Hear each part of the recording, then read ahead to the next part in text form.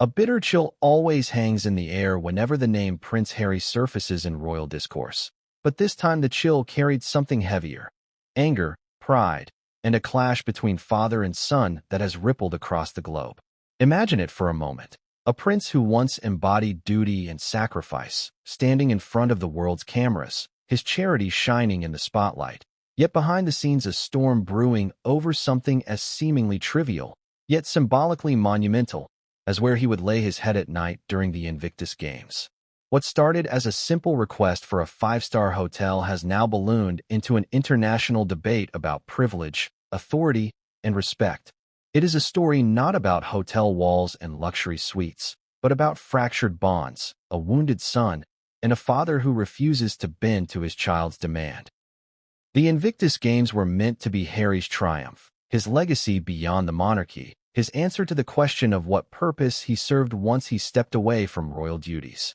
Created to honor wounded servicemen and women, the Games hold an emotional weight that few other events could match.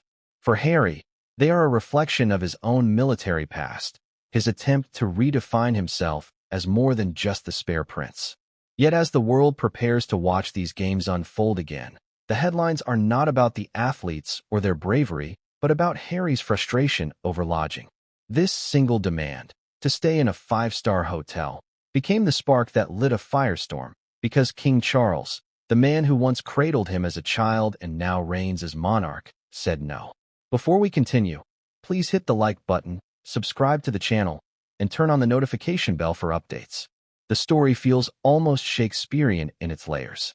On the surface, it is about accommodation. But just beneath that surface lies a deeper conflict: a son who wants recognition and status, and a father who wants discipline and control.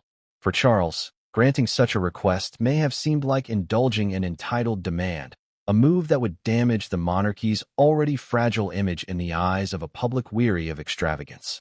For Harry, the denial cut deeper. It wasn't about pillows and chandeliers. It was about being reminded, once again, that he is not part of the inner circle anymore, that even in his greatest project, his father has the final say. It was humiliation dressed up as frugality. The grip of this story comes not from the luxury of hotels, but from the weight of symbolism. A hotel suite became the battlefield for a larger war of identity. Harry, who lives in sprawling California mansions funded by deals with streaming giants, still craves the royal acknowledgement that he is worthy of five-star treatment. Charles, whose reign is defined by attempts to trim down excess and modernize the monarchy, sees in this demand a perfect opportunity to stand his ground. Neither father nor son blinked. The refusal stood, and with it, the image of a furious Harry began to dominate tabloids and conversations worldwide. But let us not forget how we arrived here. Harry's story is one of contradictions. The soldier prince who now spends his days in Hollywood circles, the humanitarian who has been criticized for luxury flights, the royal outcast who still expects royal privilege. Every action he takes is magnified, dissected, and criticized. And so when word spread that Harry had requested a five-star hotel stay for the Invictus Games, it became an irresistible headline. It painted him, once more, as out of touch, a man who spoke of service but demanded splendor. Yet behind the curtain, those close to him whispered of his fury when the king denied him. The image of Harry enraged, denied by his father, resonated because it captured everything broken about their relationship in one sharp moment. This is where the story deepens. The denial did not happen in isolation. It came at a time when public sympathy for the Sussexes is strained. Many see their media ventures as faltering, their grip on public admiration loosening. For Charles, refusing Harry's demand was not only about financial optics, but about making a statement. The monarchy does not bend to tantrums, not even those of his own blood. For Harry, who has already distanced himself from his family, the refusal felt like another brick wall slammed in his face, another reminder that he is on the outside looking in. Imagine the humiliation, the sting of rejection, when the father who should support his son's charitable endeavor instead makes him appear small before the world. And the stakes extend far beyond family squabbles. The Invictus Games are not just any event. They are Harry's lifeline to credibility. Without them, he risks fading further into the haze of celebrity rather than statesman. The The games remind the world of his service, his sacrifice, his mission to help others. If they are overshadowed by royal disputes over hotel suites, then Harry's legacy itself is threatened. That is why this denial hurt so deeply. It wasn't simply about comfort. It was about the respect and recognition he desperately wanted attached to his signature project. In the middle of this storm stands Charles, the king who carries the heavy burden of modernizing a monarchy battered by scandal. His reign cannot afford frivolity. Every decision is scrutinized through the lens of public funding, public image, and public patience. Saying yes to Harry's demand would have risked headlines screaming about royal wastefulness at a time when Britain faces economic strain. Saying no made him look strong, pragmatic, and unyielding. But it also painted him, to some, as cold-hearted, a father unwilling to extend grace to his son for an event as meaningful as the Invictus Games. The world is left to ask, was this the act of a wise king or a stubborn father? The middle of this story tightens with tension. Harry, reportedly livid, did not hide his frustration. His anger seeped into conversations, leaked into headlines, and colored public perception. For a man whose every move is followed, the image of rage damages him further. Was it justified anger or entitled arrogance? That is the question haunting this conflict. Supporters argue Harry deserves the best accommodation for the games he founded, especially given the security risks and international attention. Critics see in his demand yet another example of hypocrisy, another reason to dismiss him as a prince lost in self-importance. And here is where the emotional grip clamps down: the Invictus athletes themselves. These men and women, scarred by war, carry their struggles with dignity and resilience. Many of them will not see luxury hotels. Many will not even consider comfort a priority as they fight for mobility, healing, and hope. To have their spotlight stolen by a prince's demand for five-star living feels, to some, like an insult. The public cannot help but draw comparisons between their sacrifices and his frustrations.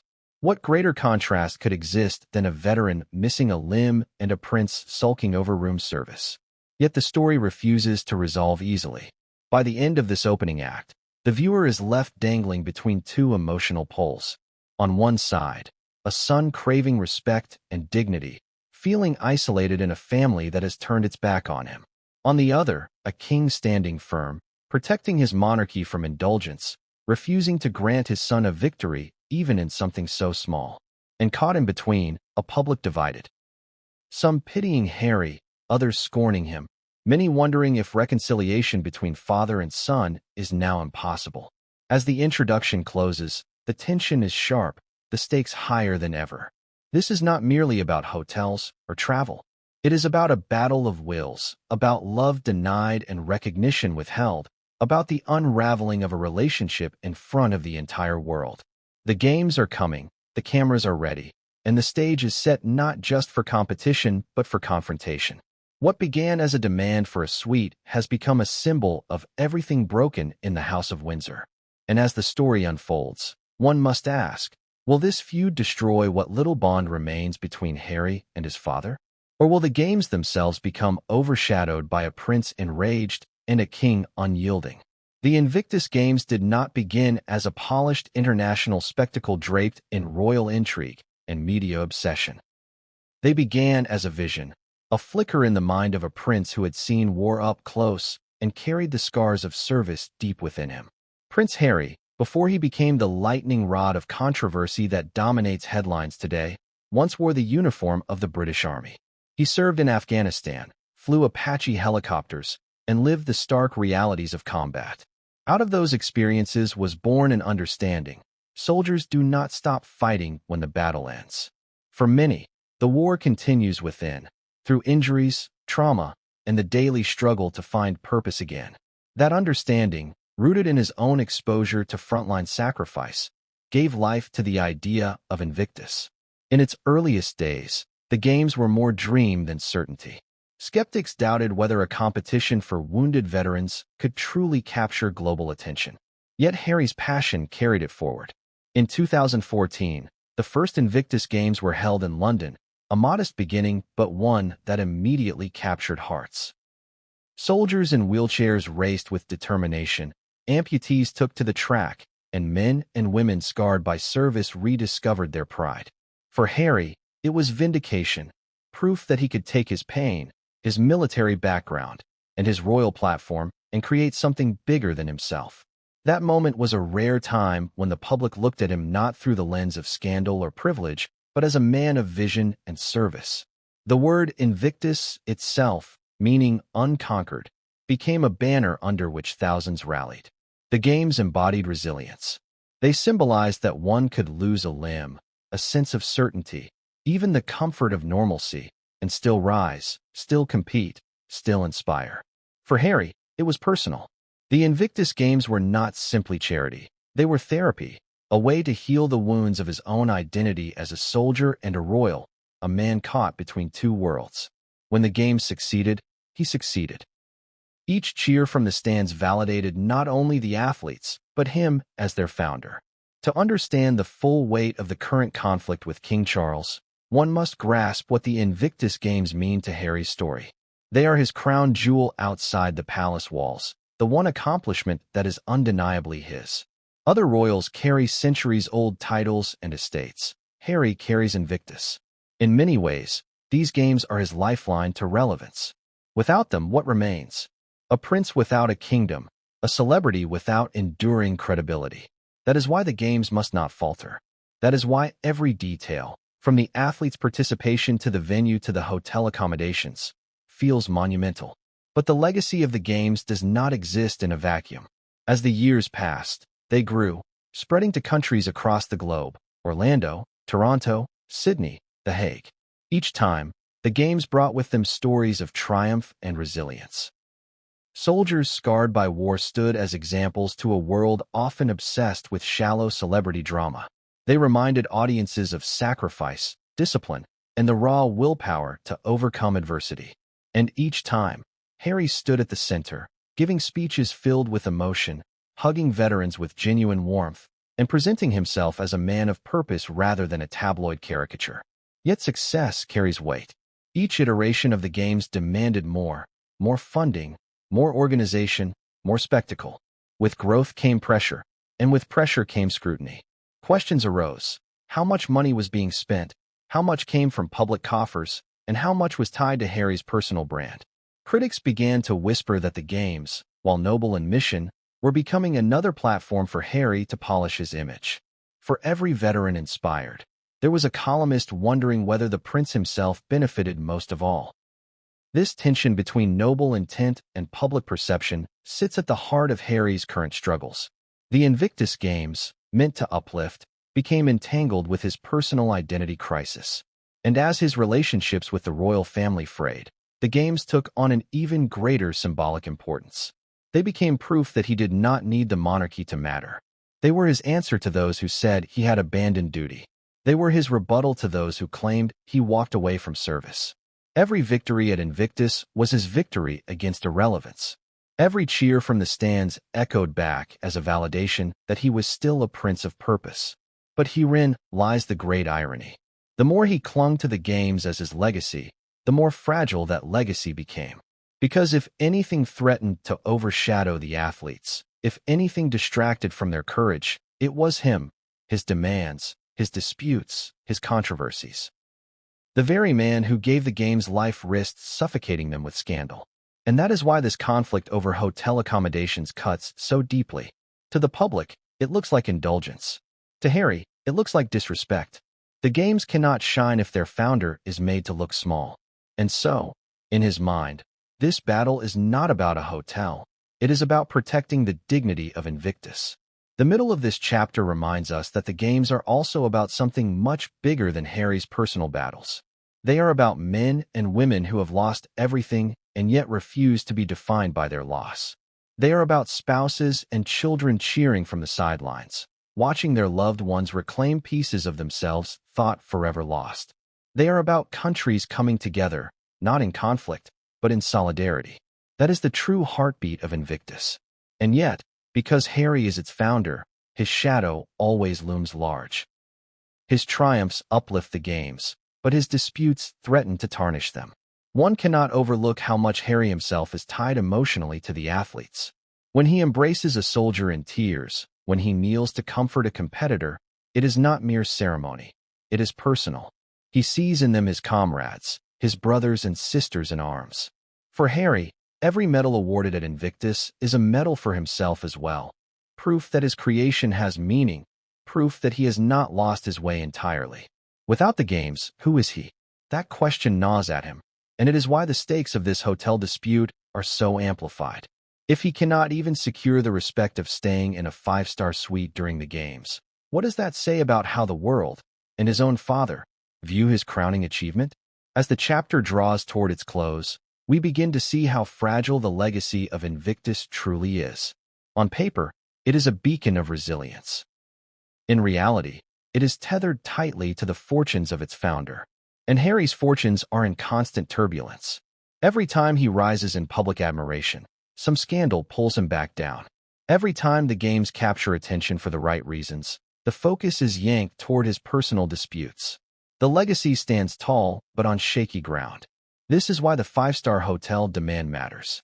Not because of luxury, but because it symbolizes Harry's desperate fight to protect the image of Invictus as something world-class, something worthy of royalty. For him, settling for less feels like downgrading not just his own stature, but the very games themselves. And for Charles, denying that request was a way to remind his son, and the world, that status does not override responsibility, that even Invictus cannot be a shield against accountability. The chapter ends with the sense of a legacy at risk. The Invictus Games remain Harry's greatest gift to the world, yet also his greatest vulnerability. They prove he can create something lasting, but they also expose him whenever controversy clings to his name. And as the world waits for the next games, the shadow of this dispute lingers, threatening to shift the focus from the athlete's triumphs to a royal feud that refuses to fade. Prince Harry's life has always been defined by contrasts, and nowhere is this more visible than in the way he moves between ordinary moments of humanity and the extraordinary privileges of royalty.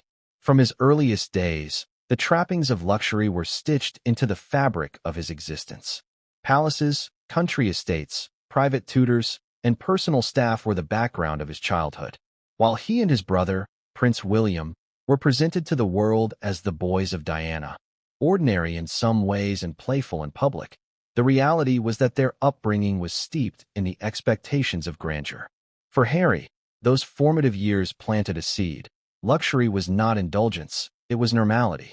When you have grown up in Kensington Palace, when your holidays are spent in Balmoral or skiing in Closters, when your meals are prepared by chefs and your security detail shadows your every step, the idea of demanding five-star accommodation does not feel like extravagance. It feels like continuity. For Harry, this expectation was not crafted in Hollywood, as some critics argue. It was part of his royal DNA. He was taught, consciously or not, that the world around him should bend to accommodate his position. And so, when he now demands suites, private jets, or expansive homes, he is not inventing new desires but perpetuating old ones. Yet the contradiction emerges when we see the public image Harry has tried to cultivate in the years since leaving royal duties. He speaks of service, of humility, of understanding the struggles of ordinary people. He has appeared on stages alongside wounded veterans, has spoken passionately about mental health, and has championed causes rooted in empathy. And still, again and again, headlines expose him as craving luxury. From multi-million-dollar mansions in Montecito to luxury travel arrangements, he has never truly shed the cloak of privilege. This gap between words and actions feeds the narrative that he is out of touch. Consider the couple's home in California. Surrounded by acres of manicured gardens, with swimming pools, goose houses, and sprawling rooms, it is a place far removed from the average person's reality. For Harry and Meghan, it is security, privacy, and stability. For critics, it is hypocrisy. How can a man who claims to stand for veterans and struggling families retreat to such splendor and then still demand more when traveling? The demand for a five-star hotel during the Invictus Games fits into this narrative neatly. It is, in the eyes of many, another chapter in the ongoing saga of indulgence. But from Harry's perspective, such expectations carry weight beyond indulgence. To him, staying in anything less than the best sends the wrong message. He views Invictus not just as a competition, but as a global brand, one tied to dignity, prestige, and respect. If the founder of Invictus does not present himself as a figure of stature, then the games risk being diminished. At least, that is how Harry sees it. For him, the hotel suite was not just about personal comfort, it was about image. He believed that a five-star residence was befitting not just a prince, but the architect of an international event. There is also the matter of security, a constant theme in Harry's life. For him, safety and privacy are intertwined with luxury. High-end hotels come with advanced security infrastructure, private entrances, and staff trained to handle high-profile guests. In Harry's mind, demanding such accommodations is not selfish, it is necessary. After the trauma of his mother's death, after years of intrusion from paparazzi, Harry sees luxury not as indulgence, but as protection. And yet, when this reasoning collides with public perception, it rarely lands as he hopes. People do not see the security measures. They see the chandeliers and the price tags. The middle of this chapter delves into the psychology of expectation. When someone grows up with constant privilege, the idea of less becomes synonymous with humiliation. For Harry, to be denied five-star treatment during the games is not simply a logistical decision. It is, in his view, a public message from his father. You are not worthy. Charles's refusal echoes louder because it touches Harry's deepest insecurities. He has always feared being overshadowed, diminished, or seen as irrelevant. Every denial feels like a confirmation of those fears. That is why this hotel issue sparked such fury. Another element at play is Meghan's influence. Since their marriage, Meghan has introduced Harry to a world of Hollywood circles, celebrity culture, and American luxury. Private jets, lavish vacations, high-profile friends. All of these have reinforced the idea that anything less than opulence is unacceptable.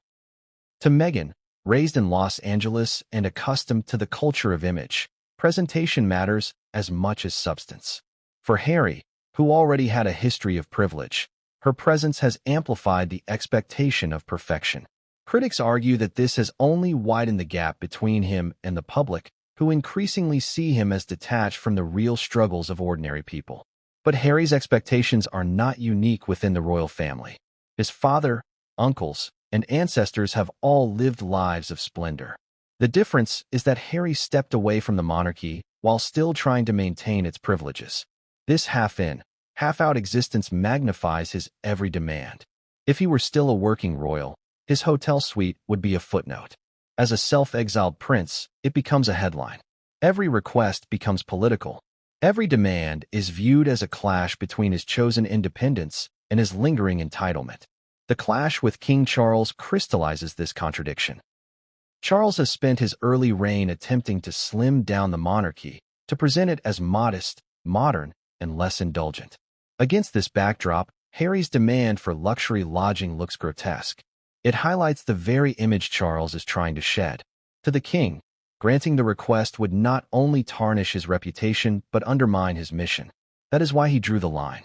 For him, it was not about punishing his son, but about protecting the crown. For Harry, it felt like betrayal.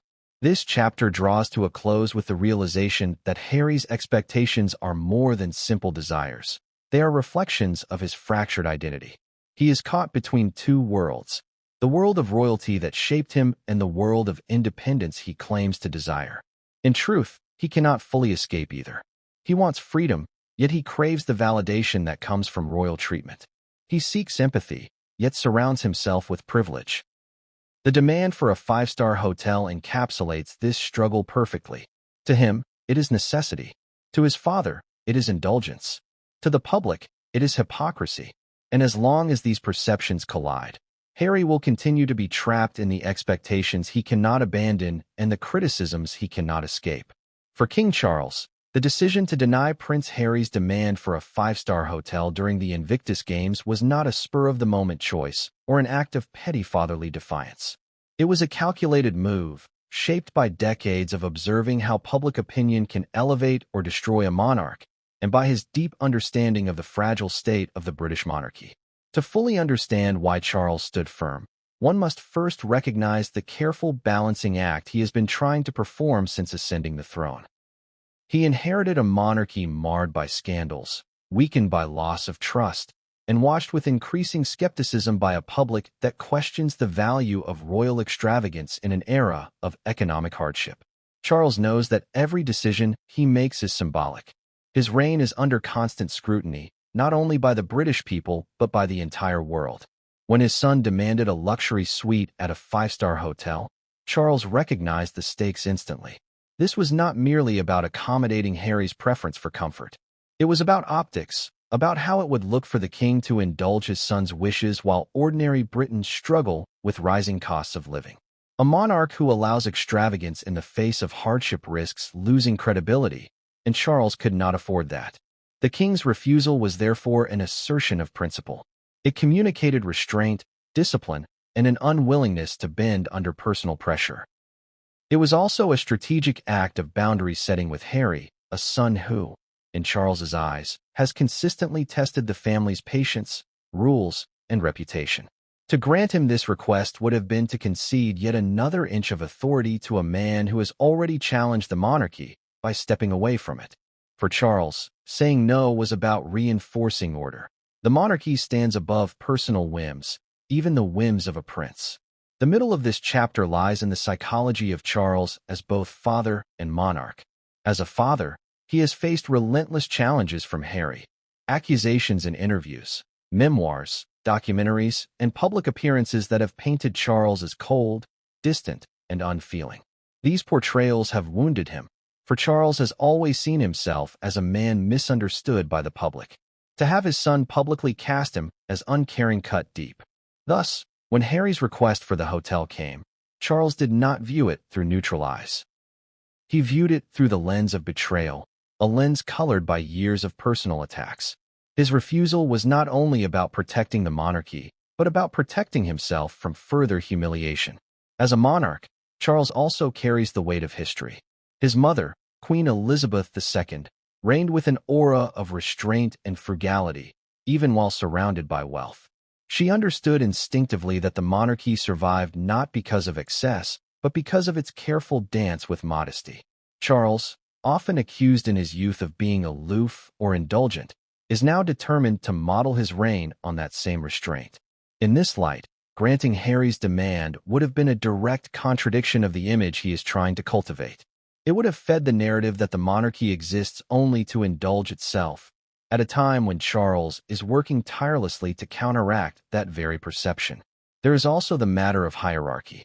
In Charles's eyes, Harry is no longer a working royal. He has chosen independence. He has walked away from the duties and the expectations that come with being a full member of the firm. To grant him the privileges of a working royal, such as luxury accommodation at public expense, would blur the lines. Charles is committed to drawing those lines clearly. Harry may be family, but he is not part of the official machinery anymore. The monarchy cannot be both a brand and a safety net for a man who undermines it publicly. Refusing the hotel was a way of underlining this reality. Yet, for all his determination, Charles is not free of emotional conflict. He is a father first, a monarch second, and this dual identity often tears at him. Denying Harry was painful because it meant closing a door that, perhaps, he secretly hoped could one day reopen. It meant hardening his stance when a part of him, deep down, still yearns for reconciliation. But as king, he has to weigh personal feelings against national responsibility. And in this moment, the scales tipped heavily in favor of responsibility. From the outside, some saw Charles's decision as cruel, a father humiliating his son in front of the world.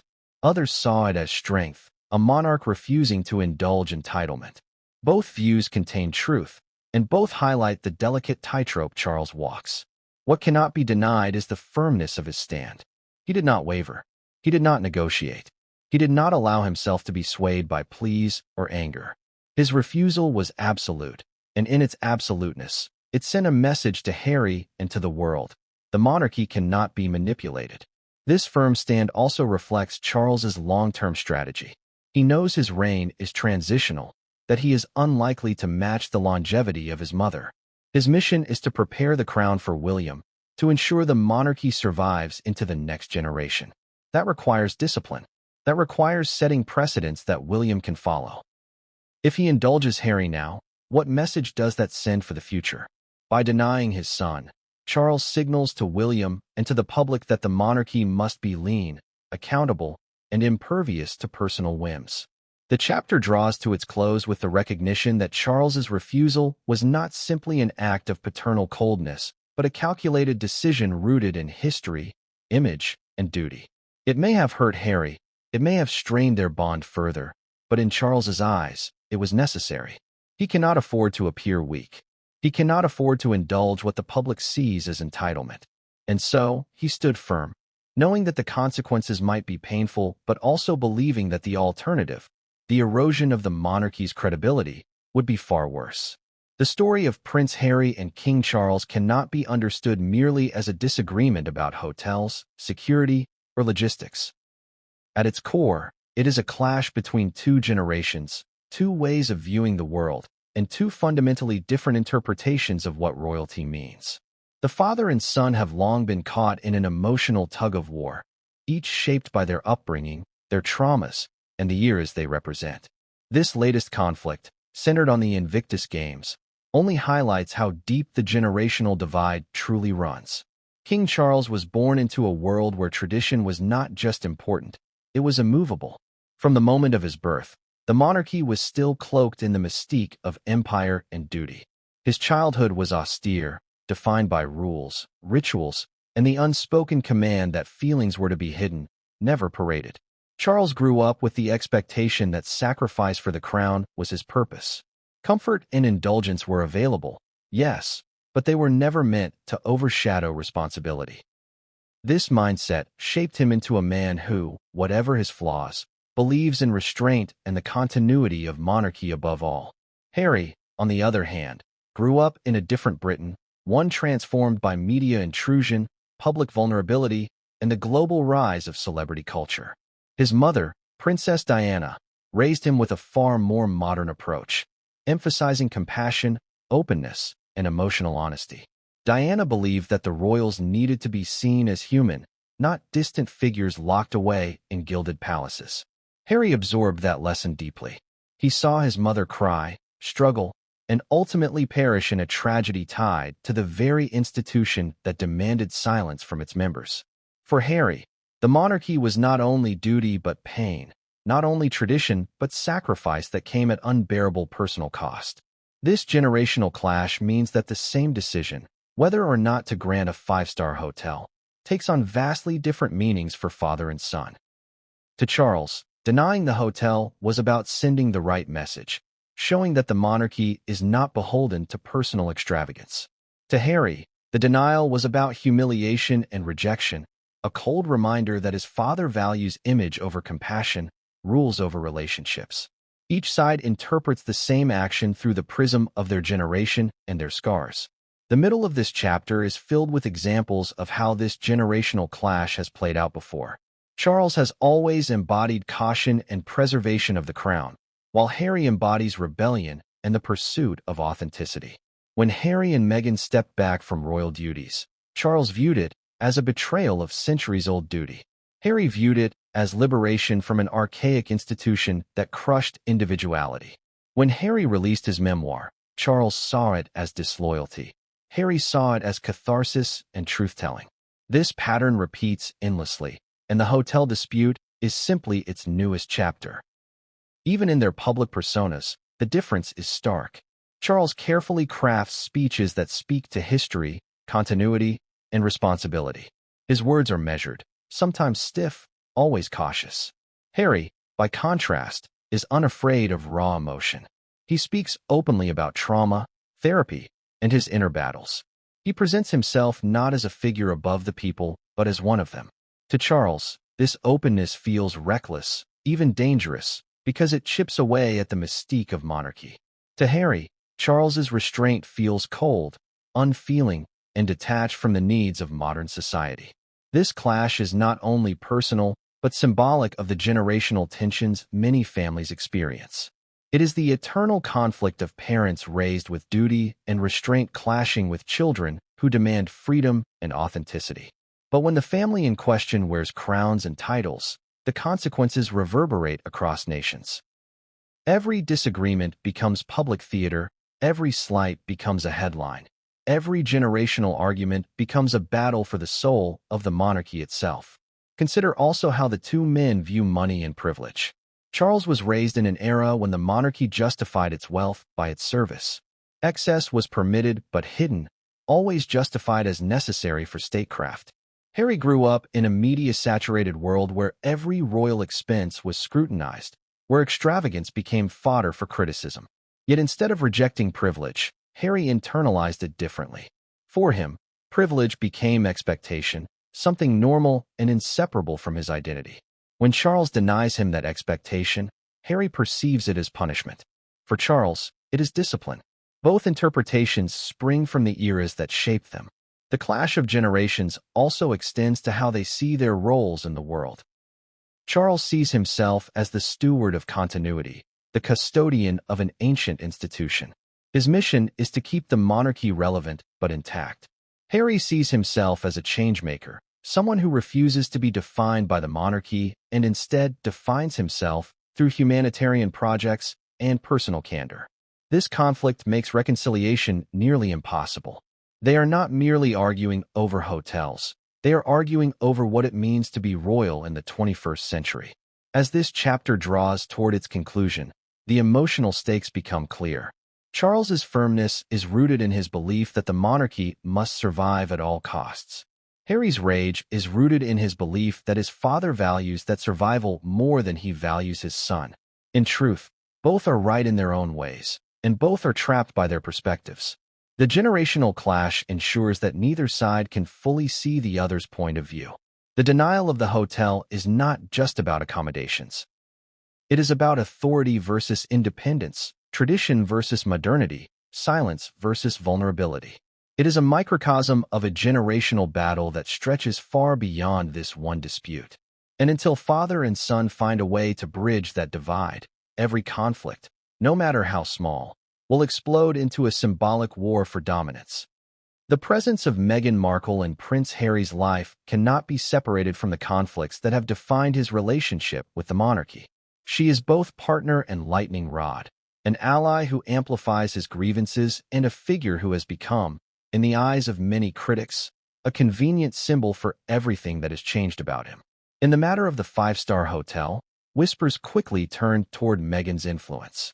Was this demand truly Harry's alone, or was it part of the broader dynamic in which Meghan's values, worldview, and expectations shaped his actions? To answer that, we must trace how Meghan's presence has altered not only Harry's personal life, but the very way he interacts with the institution that raised him. Before Meghan, Harry was already a man in turmoil. His wild years were splashed across tabloids, nights in clubs, fights with paparazzi, and infamous scandals like the Vegas photographs. Yet beneath the recklessness was a man searching for identity, caught between duty and the freedom he craved. When Meghan entered his life, she did more than offer companionship. She offered him a new lens through which to view the world, one that emphasized personal fulfillment, independence, and the rejection of institutions that suffocate individuality. For Harry, who felt caged by the monarchy, Meghan's worldview was intoxicating. It is within this context that the demand for a five-star hotel must be understood. Meghan, raised in Los Angeles and immersed in a culture that values presentation and perception, understands the power of image more acutely than most. In Hollywood circles, where reputation can rise or collapse based on appearances, every detail matters. Where you live, where you eat, what you wear, where you stay. For Meghan, presenting themselves as figures of prestige is not vanity, but necessity. To her, demanding a luxurious suite during the Invictus Games is not arrogance, but brand management. It ensures that Harry is seen not as a diminished royal, but as a man of status, a global figure who commands respect. Critics, however, interpret Meghan's influence differently. To them, she is the one who pushed Harry away from the discipline of royalty and into a life of entitlement disguised as independence. They argue that without her, Harry might have found a way to reconcile with his family, to strike a balance between modernity and tradition. Instead, under her influence, his demands for recognition and privilege have only intensified. The five-star hotel demand, they say, has Meghan's fingerprints all over it. because it reflects not just Harry's old expectations of privilege, but her understanding of how image must be maintained at all costs. The middle of this chapter explores the dynamic between Harry and Meghan when it comes to decision-making. Those close to the couple often describe Meghan as the strategist, the planner, the one who looks ahead and maps out how actions will be perceived. Harry, by contrast, is described as reactive, emotional, and driven by instinct. When these two forces combine, the results are explosive. Meghan channels his frustrations into actions that she believes will strengthen their position. Harry supplies the emotion, the outrage, the determination to fight back. Together, they create a cycle in which every slight by the royal family becomes magnified. Every denial becomes a declaration of war. One must also consider how Meghan's own experiences shaped her views. As a biracial woman entering one of the most tradition-bound institutions in the world, she faced scrutiny and hostility that few outsiders could endure. The British press was merciless, often portraying her in ways that carried undertones of racism and xenophobia. The royal family, by her own account, offered little protection. This treatment hardened her belief that she and Harry could not rely on the monarchy for support. Instead, they needed to create their own path, one where they controlled the narrative. Demanding the best, whether in housing, security, or hotels, was, in her eyes, not indulgence but survival. For Charles and other royals, however, this perspective only deepened the divide. Where they saw extravagance, Meghan saw self-respect. Where they saw unnecessary indulgence, she saw the maintenance of dignity. These opposing interpretations became yet another wedge between Harry and his family. The hotel dispute reflects this perfectly. Meghan likely viewed it as a reasonable expectation for someone of Harry's stature, particularly given the international importance of the games. Charles viewed it as arrogance, a demand that exposed how far Harry had strayed from the values of restraint and duty. Public opinion about Meghan's role is split sharply. Supporters see her as a woman who stood by her husband, encouraged him to break free from an institution that harmed him, and continues to support his endeavors with loyalty and vision. To them, the hotel dispute is just another example of the monarchy refusing to treat Harry with fairness, a refusal that Meghan correctly advised him to resist. Critics, however, paint her as manipulative, the architect of Harry's estrangement from his family, and the reason he now demands privileges he has not earned. In this narrative, the five-star hotel is not Harry's fight but Meghan's design, a reflection of Hollywood standards rather than royal tradition. As the chapter moves toward its conclusion, the tension of Meghan's role becomes clearer. She is not a silent bystander in Harry's disputes, but an active participant. Her presence emboldens him, sharpens his sense of injustice, and reinforces his belief that he must demand respect, no matter the cost. Whether one views this as supportive or manipulative depends entirely on perspective. What cannot be denied is that her influence is profound. Without Meghan, Harry might still have made demands, but with her, those demands carry a strategic edge that intensifies the conflict. The story of the five-star hotel demand, then, is not simply a story of a son against his father. It is a story of a couple against an institution, of two people who have chosen to build a new identity and who refuse to be diminished, even when it places them at odds with family and tradition. Meghan's role in this drama ensures that the conflict is not just generational but cultural, an American perspective clashing with a British institution, a modern outlook colliding with centuries of royal protocol. By the end of this chapter, the viewer is left with the recognition that Meghan's presence amplifies everything about Harry's life. His passions, his grievances, his demands, his conflicts. All are sharpened under her influence. In the matter of the five-star hotel, she is both shield and sword, the partner who justifies his anger and the strategist who turns it into a public statement. Whether one sees that as noble loyalty or destructive influence, the result is the same. The conflict deepens, the divide widens, and the monarchy faces yet another storm fueled not just by a prince's demands, but by the determination of the woman who stands beside him. Whenever a royal scandal brews, it does not exist in isolation.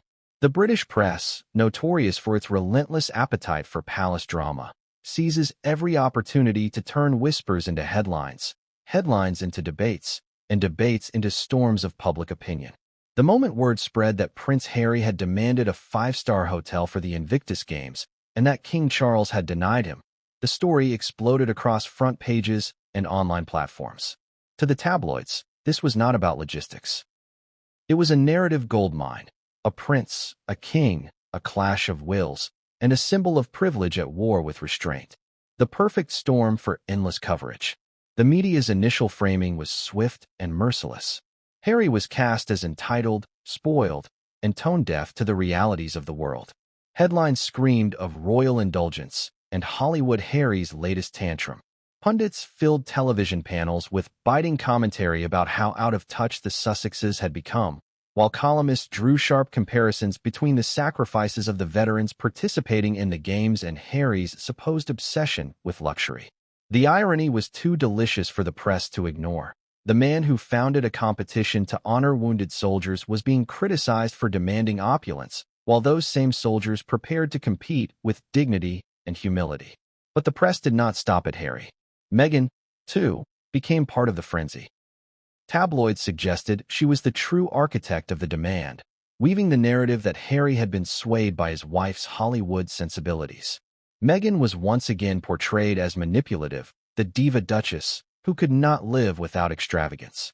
Some newspapers ran caricatures of the couple, mocking their lifestyle and painting them as out-of-touch celebrities desperate for relevance.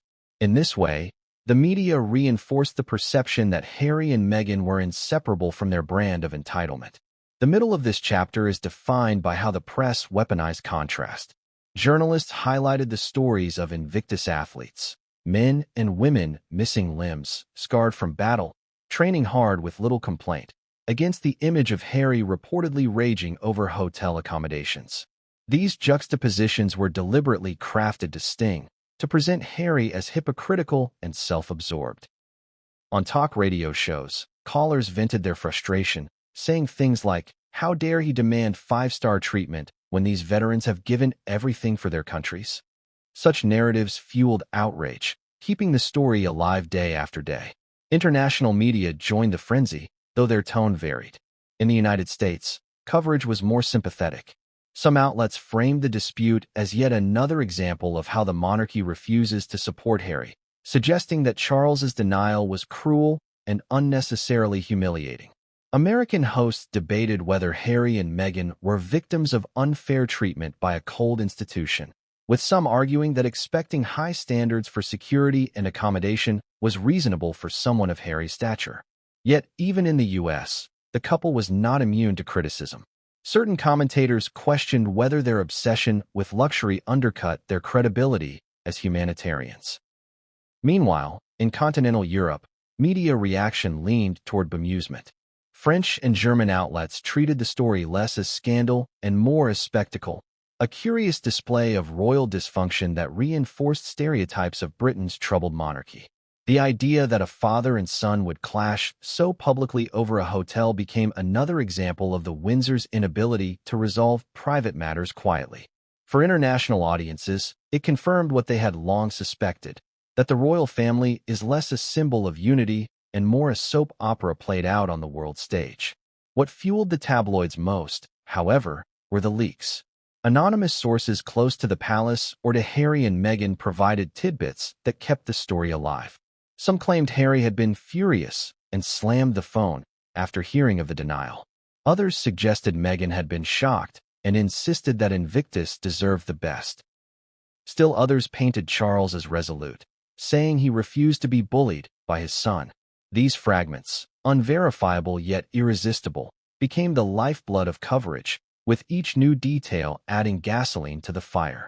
The tabloids thrived on this uncertainty, using it to prolong speculation and keep readers hooked. The frenzy also extended to late-night comedy and social media. Comedians mocked the story with biting jokes about Prince Hotel and five-star Harry. Memes spread online showing luxury hotel suites juxtaposed with images of veterans in wheelchairs, a cruel but effective way of mocking Harry's priorities. Hashtags like #HotelHarry and #5-star Sussex trended, reducing a complex family conflict into viral ridicule. In the digital age, these memes often carry more weight than lengthy articles, shaping public opinion with speed and venom. Yet it would be incomplete to say the media response was uniformly negative. Some outlets, especially those sympathetic to veterans, emphasized Harry's role in creating the games and acknowledged that without him, such an event would not exist. These pieces argued that the focus should be on the athletes, not the accommodations of the founder. Others suggested that the media's obsession with every detail of Harry's life was evidence of a larger problem: the insatiable appetite to tear down a man who dared step away from the monarchy. These voices were fewer, but they revealed that even in scandal, Harry retained defenders who saw him as unfairly targeted. As the chapter draws toward its conclusion, the larger significance of the media frenzy becomes clear. This was never just about hotels. It was about feeding a narrative the press has long cultivated. Harry as the lost prince, angry, entitled, and manipulated by his wife. Charles as the stoic king, determined to uphold tradition even at the expense of personal relationships. These archetypes play out like roles in a drama, and the tabloids are the playwrights ensuring the show never ends. The frenzy matters because it shapes public perception. Millions who will never meet Harry or Charles will form their opinions based on these headlines, memes, and sound bites. For Harry, that means every demand, every outburst, every refusal granted or denied becomes another piece of evidence in a case the public is building against him. For Charles, it means every firm stand is interpreted as either strength or cruelty. The truth, complex, nuanced, human, is lost in the noise. The chapter ends with the realization that the media, far from being passive observers, are active participants in this drama. They fan the flames, frame the arguments, and profit from the chaos. The five-star hotel dispute is, to them, not just news but entertainment, another act in a long-running saga of dysfunction within Britain's most famous family. And as long as the public craves this spectacle, the tabloids will continue to deliver it, ensuring that Harry's every demand and Charles's every denial are transformed into front-page battles for the world to consume. Behind the gilded walls of Buckingham Palace, what the public sees is only a fraction of the reality. Every royal scandal, no matter how sensational in the tabloids, has layers of private reaction, subtle tension, and carefully measured responses that rarely reach public eyes. The dispute over Prince Harry's hotel demands for the upcoming Invictus Games was no exception. While the world debated and mocked, inside the palace corridors, a storm of whispered conversations, quiet frustrations, and calculated decisions was underway. King Charles, for one, faced an immediate dilemma. As monarch, he carries the weight of tradition, duty, and perception. A public concession to Harry's demand could be interpreted as weakness, a sign that the royal hierarchy is malleable to personal whims. Sources close to the palace indicated that Charles spent hours discussing the matter with senior aides, weighing every possible outcome. The balance was delicate: grant Harry's request and risk a precedent that could embolden further demands, or deny it and face the inevitable public backlash, with headlines branding him as inflexible or unkind. Prince William, though not directly involved, was reported to have a conflicted stance. On one hand, he understood the value of the Invictus Games, knowing firsthand the emotional and logistical challenges involved in coordinating such an event. On the other, he reportedly sympathized with his father's position. Discipline, order, and the maintenance of tradition are central to the monarchy's stability. William's private conversations with Charles, though discreet, emphasized caution. He advised that any decision should prioritize the broader perception of the royal family rather than placating personal desires. In these moments, William became both mediator and silent observer, acutely aware of how public opinion could shift in an instant. Other members of the royal household reacted in their own ways. Long-standing aides and advisors, many of whom had served the family for decades, expressed concern over the optics of Harry's demand. Some privately described it as ill-timed and tone-deaf, highlighting the contrast between a royal figure requesting luxury and the hundreds of athletes preparing for a competition rooted in resilience, courage, and humility. Yet there were also those who argued in favor of understanding Harry's perspective, suggesting that after years of intense public scrutiny, the prince was entitled to a measure of comfort and security. This division among palace staff added a subtle but palpable tension to an already charged atmosphere. The Duchess of Cornwall, Queen Consort Camilla, reportedly played a discreet but influential role behind the scenes. Sources suggest that Camilla expressed concern not only for Charles's position but also for the family's image. She was said to have encouraged calm, suggesting that any decision should be communicated with care to avoid unnecessary scandal. While her influence is rarely publicized, those close to the palace acknowledge that her voice carries weight in sensitive family matters, particularly when they involve potential public relations crises. Meanwhile, Harry's immediate circle was vocal in their support. Close aides and confidants argued that the prince's demands were reasonable, emphasizing the physical and emotional toll of long-haul travel, public appearances, and security considerations. They framed the request as not a matter of luxury but necessity, highlighting that a five-star accommodation would ensure optimal rest, privacy, and preparation for the games. Their message, carefully communicated through unofficial channels, sought to counter the growing narrative of entitlement that had already begun to dominate the media. This chapter also explores how these private reactions intersected with communication strategies. Every message, memo, or briefing was carefully calibrated.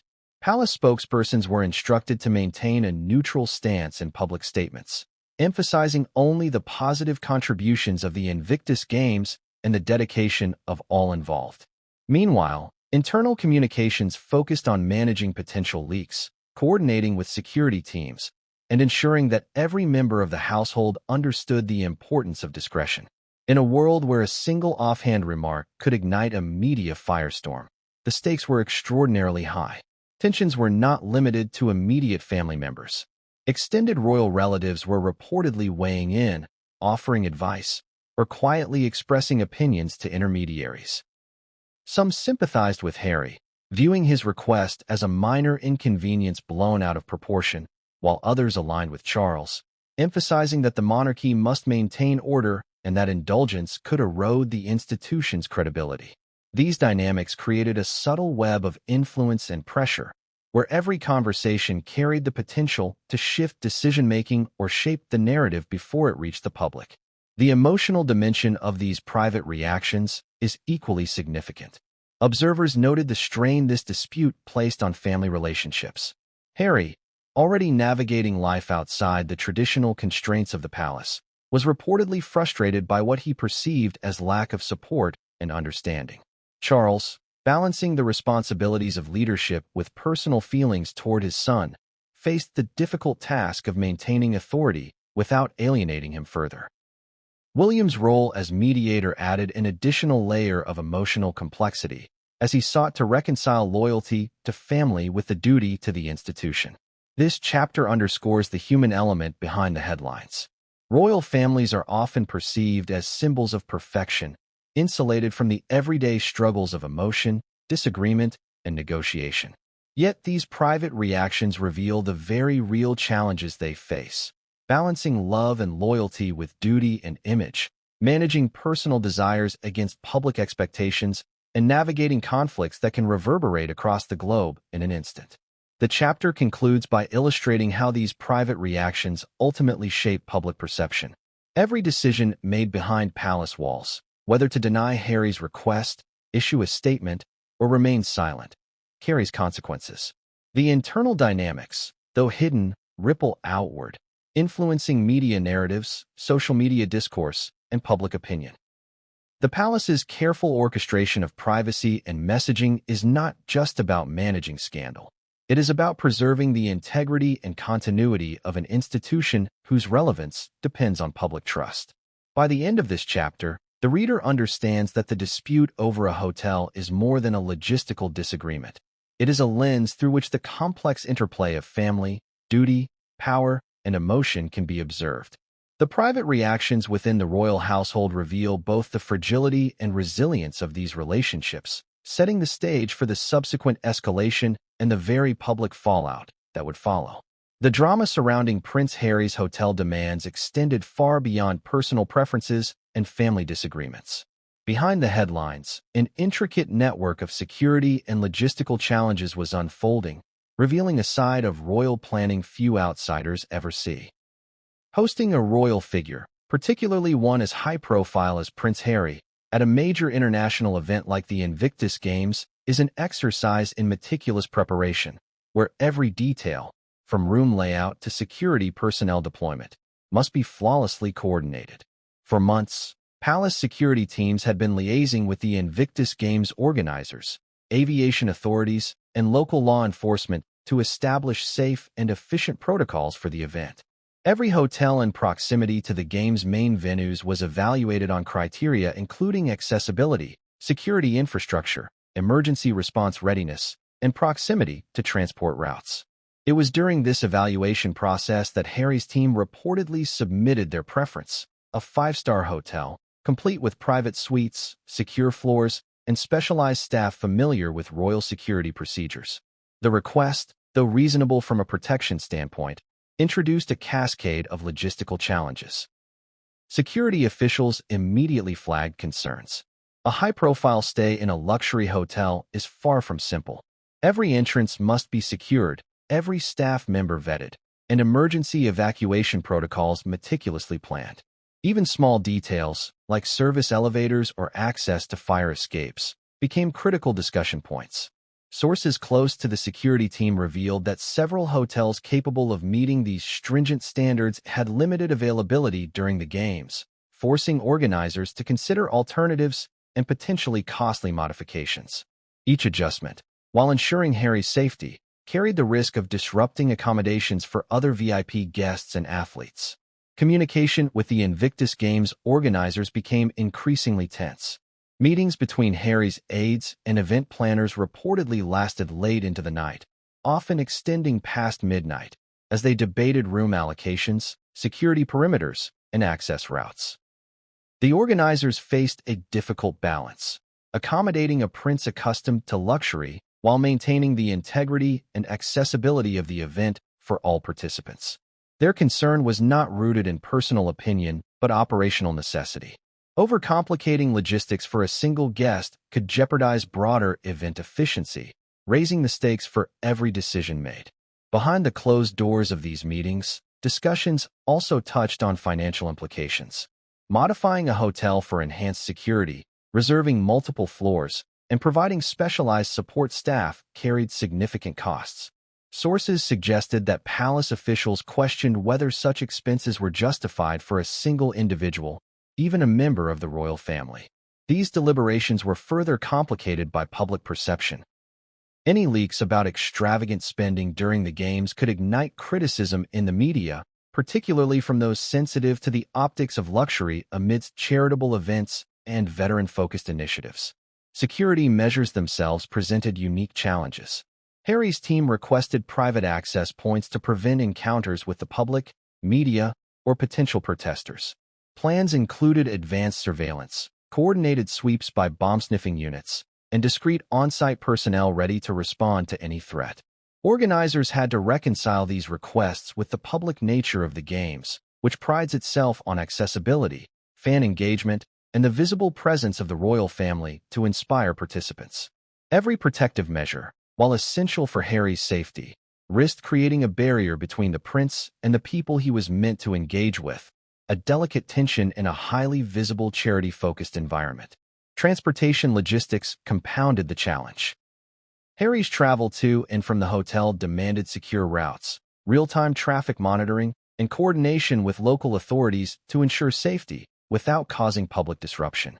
The request for a five-star hotel closer to the venue, while logical from a time management perspective, limited available options and forced planners to reconsider convoy routes, helicopter landing zones, and emergency exit strategies. Each alternative required precise calculations, with contingency plans for every conceivable scenario, from medical emergencies to civil disturbances. The palace also considered contingency measures for worst-case scenarios. Security teams mapped out multiple fallback locations, pre-staged vehicles, and alternate accommodations in case the preferred hotel became untenable. The pressure to execute flawlessly was immense. Even a minor misstep could trigger media scrutiny, public criticism, or compromise security. Every decision, from the number of guards to the specific floor selected, was weighed against the twin imperatives of safety and discretion. While logistics and security discussions raged behind the scenes, Harry's aides reportedly maintained a parallel narrative emphasizing comfort and privacy. They argued that the prince's ability to rest, prepare, and maintain his schedule was essential to his performance and participation in the games. This perspective clashed with the operational priorities of organizers and palace officials, who sought a balanced approach that ensured safety and minimized disruption. Sources described the negotiation as intense but professional, with both sides acutely aware that failure to reach consensus could generate headlines that would overshadow the games themselves. By the end of these deliberations, it became clear that the issue of hotel accommodations was far more than a matter of personal preference. It highlighted the complex interplay between royal privilege, public expectation, operational realities, and media scrutiny. Every corridor, every phone call, every memo revealed layers of planning, tension, and strategy that the public rarely sees. The final decision, when it would come, would not merely affect Harry's comfort. It would become a symbol of the balance between entitlement, duty, and the practical demands of hosting a globally recognized event. As news of Prince Harry's hotel demands began to leak, the situation escalated beyond palace walls and the confines of event planning rooms. Media outlets across the globe seized upon the story, framing it in ways that amplified tension, questioned judgment, and invited public scrutiny. Headlines ranged from mild curiosity to outright condemnation, portraying Harry as demanding, entitled, or disconnected from the very values the Invictus Games sought to uphold. The leak came in stages. Initial whispers appeared in UK tabloids, hinting at royal disagreement and luxury demands at the Games. Soon after, international media outlets picked up the story, emphasizing the dramatic contrast between Harry's request for five-star accommodations and the logistical and financial challenges cited by palace officials. Social media, however, amplified the story even further. Platforms like Twitter and Instagram became arenas for speculation, debate, and public judgment. Memes mocking the perceived extravagance circulated rapidly, while comment threads filled with questions like, "Does he really need a five-star hotel for 2 nights? And why can't he stay like everyone else?" Public perception became a critical concern for the palace. In an era where royal behavior is constantly monitored, every request or action risks interpretation as either a privilege or a misstep. Sources close to the royal family indicated that officials feared negative optics could overshadow the purpose of the Invictus Games, celebrating the resilience of veterans, promoting inclusion, and raising awareness for charitable causes. The potential for controversy demanded careful media management, strategic communication, and proactive narratives that could mitigate fallout while protecting Harry's reputation. The media's narrative often emphasized emotional framing. Stories portrayed Harry as frustrated, even enraged, at King Charles's decision, framing the conflict as a generational clash between royal expectation and individual desire. Pundits speculated on underlying tensions within the family, suggesting that the dispute over accommodations might reflect broader rifts or ongoing disputes regarding authority, autonomy, and public perception. Analysis often blended fact with conjecture, painting a vivid, dramatic picture that captured public attention but sometimes blurred the line between reality and interpretation. Royal commentators offered diverse opinions. Some argued that Harry's demands were entirely reasonable given his security needs and public role, emphasizing the challenges he faced as a high-profile figure navigating media scrutiny, public appearances, and personal responsibilities. Others suggested that the request symbolized a growing disconnect from the expectations of the British public, questioning whether the prince's focus on luxury overshadowed his commitment to charitable causes. The juxtaposition of support and criticism reflected the complex, polarizing nature of the story and its ability to provoke emotional response from audiences worldwide. Social media influencers and celebrity commentators quickly joined the conversation. Video clips and reaction segments analyzed every reported detail. The choice of hotel, the timing of requests, and the family's response. Experts in protocol and security were interviewed to provide context, explaining why luxury accommodations might be necessary for safety and privacy. Yet even these factual explanations often fueled debate rather than resolving it, as viewers questioned the ethics and optics of privilege versus practicality. The palace responded cautiously, aware that missteps could further inflame public opinion. Spokespeople emphasized that all accommodations and requests were being handled in line with standard security and event planning protocols. They reiterated the importance of balancing individual needs with broader operational considerations and framed the conversation around safety, efficiency, and respect for all attendees. Yet, even carefully crafted statements were dissected, interpreted, and occasionally criticized, demonstrating the volatile interplay between royal messaging and media reception. For Harry, the media storm added layers of pressure and frustration. Sources described how the prince felt caught between his personal comfort, his public image, and his familial obligations. Every interaction, every article, and every social media post became a source of anxiety, fueling emotions that ranged from indignation to resignation. Friends close to him reportedly urged caution, reminding him that the optics of entitlement could overshadow his genuine contributions to charitable causes and the morale of veterans attending the games. This stage of the story highlighted the increasingly blurred lines between private decisions and public accountability for high-profile figures. Every choice, from hotel selection to personal comfort, was subjected to scrutiny, judgment, and narrative construction by an ever-watchful global audience. The media's role, therefore, was not merely to report but to frame, interpret, and amplify, shaping both perception and reality in ways that directly impacted Harry, the palace, and the Invictus Games themselves. In addition to news coverage, editorial perspectives played a powerful role in shaping public discourse. Opinion pieces debated the appropriateness of Harry's requests, explored the cultural expectations of royalty, and questioned the balance between personal autonomy and public responsibility. These analyses often drew historical parallels, referencing previous royal accommodations, family conflicts, and notable events that had sparked similar controversy. Through these discussions, Harry's hotel dispute became a lens through which broader societal values, class dynamics, and expectations of privilege were examined and debated. The public response was equally complex. Some viewed Harry sympathetically, recognizing the stress of public life and the necessity of secure accommodations. Others criticized what they perceived as unnecessary extravagance, framing it as disconnected from the ethos of service, humility, and accessibility that the games symbolized. Online polls and opinion surveys reflected a nation divided, with social media serving as both a sounding board and a battleground for these conflicting perspectives. By the time the games approached, the media storm had intensified to a level that transformed a logistical issue into a national story. Every report, every interview, and every speculative article contributed to an atmosphere of heightened tension and expectation. Observers anticipated not just the event itself, but the unfolding drama behind the scenes, curious to see how the prince, the palace, and the organizers would navigate both practical and public challenges. The chapter concluded with the realization that the hotel dispute had become more than a question of comfort.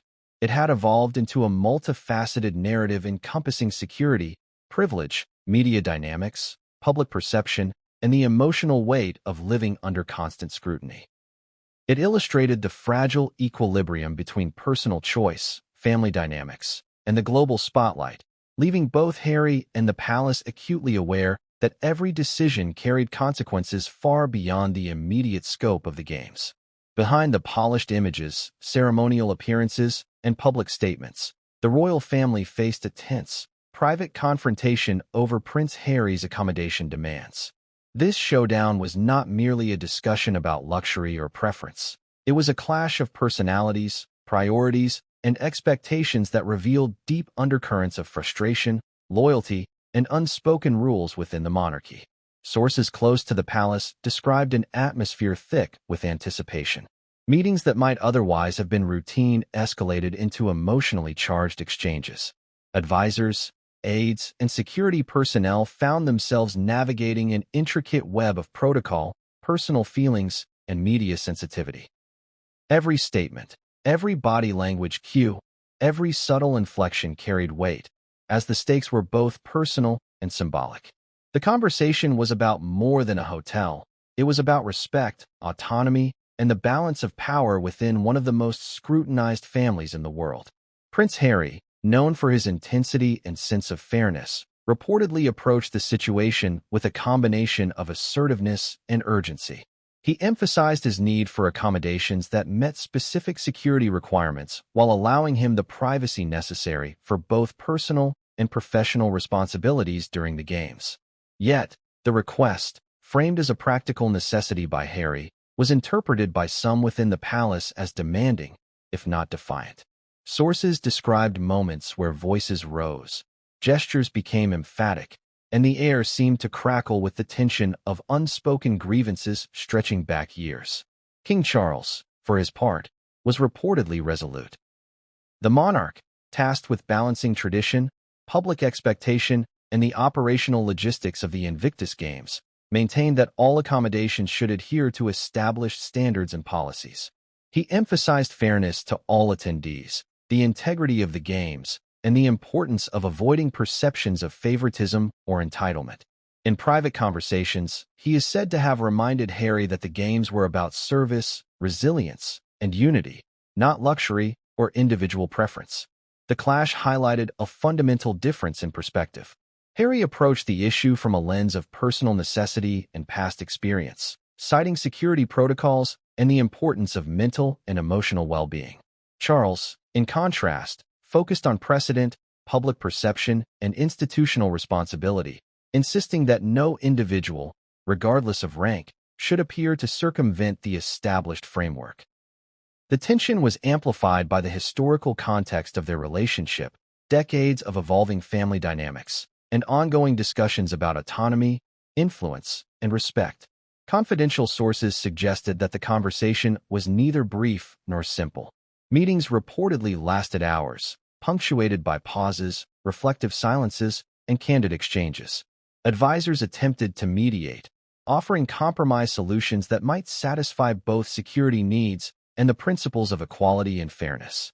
Suggestions ranged from alternative accommodations with equivalent security measures to temporary arrangements that would meet privacy requirements without appearing extravagant. Yet, despite these efforts, the emotional charge remained high, with each side holding firm to their perspective and values. Security officials also played a critical role in these discussions. Their input was not just logistical but essential, framing the debate around safety risks, crowd management, and potential threats. For Harry, this was a crucial point. His concern for personal safety was intertwined with broader considerations about the public profile of a royal family member attending a high-visibility event. For the palace, however, these security concerns had to be weighed against the optics of perceived privilege, consistency with past practices, and the potential for public backlash. The confrontation was further complicated by the presence of external advisors, media strategists, and senior palace officials, all tasked with safeguarding both reputations and operational efficiency. Their recommendations, often pragmatic and measured, sometimes clashed with the emotional intensity of the principal actors, creating a multi-layered dynamic where strategy, sentiment, and symbolism intertwined. Every decision, every concession, carried implications far beyond the immediate issue, reflecting on family cohesion, public trust, and the monarchy's global image. As discussions progressed, emotions ran high. Sources described moments of visible frustration, subtle expressions of disappointment, and fleeting gestures of irritation, all indicative of the personal stakes involved. Harry, deeply invested in both his public role and personal comfort, reportedly felt constrained by rules he perceived as rigid, while Charles, intent on maintaining authority and fairness, navigated the delicate balance of parental guidance, monarchical responsibility, and institutional integrity. The interplay of familial ties and formal duty intensified the drama, creating a complex tableau of loyalty, expectation, and negotiation. The showdown also revealed the intricate web of communication within the palace.